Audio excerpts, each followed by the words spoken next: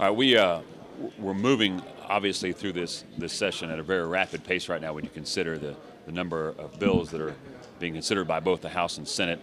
At the top of the priority list are the jobs bills that the House has passed. We passed out of a Senate committee.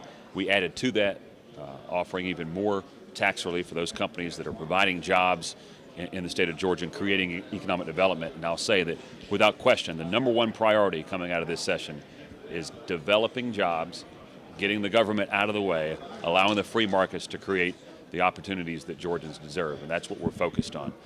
In addition to the jobs programs bills that are number one and number 1A on our list of things to accomplish, we're obviously working with a budget that is going to require more than $1 billion additional dollars in cuts. That is a major issue that we're having to deal with right now. And the transportation plans are moving forward. I suspect we'll see the funding mechanism back on the Senate floor at some point, possibly even as early as tomorrow, but maybe early next week. So we are moving forward in the next step with transportation, making sure that we ultimately come up with a solution, not only with funding, but a solution with governance. So those are the three major issues that we're dealing with right now. But let me be unequivocal when I say Georgia has now reached a level in unemployment where if we are not taking jobs as seriously as people think we ought to, please let them know from the Senate standpoint. This is our number one item. It is the single most important thing we can pass this year, is some form of homegrown stimulus package that recognizes that when government gets out of the way and when government reduces taxation, wealth can be created, jobs can be created, and Georgia will be much stronger. What are y'all doing with that bill? What are the things you're adding to it? Well, we added to it a gradual elimination of the state corporate income tax for those corporations that are domiciled in Georgia. So that doesn't mean just any corporation doing business in Georgia, but those that are literally here in Georgia, headquartered here, and doing a majority of their business here. We want to send a message, a very clear message, that if you want to do business, there is no better state in America than Georgia to open up, do business, or expand your current business.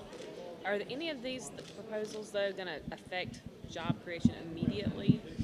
Won't some of them take a while to take effect? Well, clearly the ones dealing with tax credits for hiring people that are unemployed will impact jobs immediately. And I think that the double benefit there is you take a person off of the unemployment rolls who's receiving government taxpayer assistance and put them back into the job, put them back into a situation where they are working, being paid and paying taxes. So from a state revenue standpoint, that's a double benefit. But at the end of the day, it's better for that Georgian because they're not in unemployment, they're actually working a job.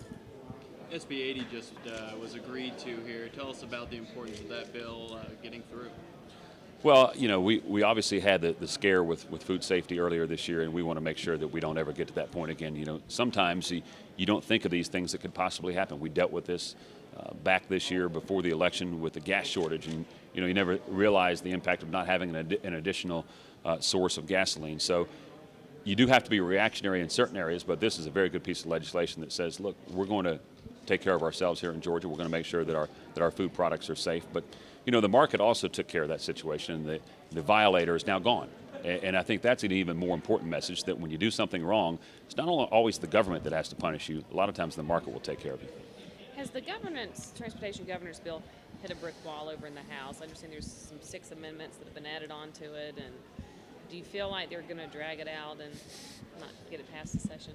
No, I think the House members join us in recognizing that currently the DOT is simply broken. If you look at all the money that we've put into this process of what was supposed to be constructing roads and adding new capacity for Georgians, it just simply hasn't worked. The process is broken. The House members recognize that. I think right now what we're dealing with is how do you construct the new agency that's going to fix this problem, and who is in control of putting the people on that particular board. And I think that's what they're wrestling with right now, and I fully understand that. But it's not hit a brick wall. We're going to keep moving forward. But do you think this regulation on peanuts was needed because the market made a correction after people died? Well, no, the regulations are needed so we don't ever get to that point again. But I think the clear message is that if you're not taking care of food safety, not only are you going to have to pay some sort of penalty from the government, you're going to pay the ultimate price and be put out of business, and that's exactly what happened.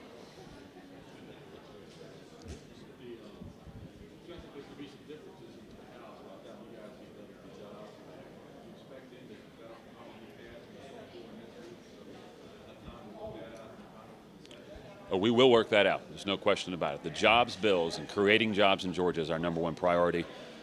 Everything we've done in changing the bill we've done in conjunction with the House. This is not one where they passed it and then we said, now let us have our crack at it, and didn't work with them. This has been done in conjunction with not only the House leadership, but the author of the bill in the House of Representatives. And so we are working on this together. This is really not even a Democrat-Republican issue. It's not a House-Senate issue. It's just the right thing to do at the right time. Do you agree with what was passed here in the Senate today about the importance of physical education for children and weight control? Well, I agree with the physical education of children, but I think that ought to be left to the parents. Did you vote against it?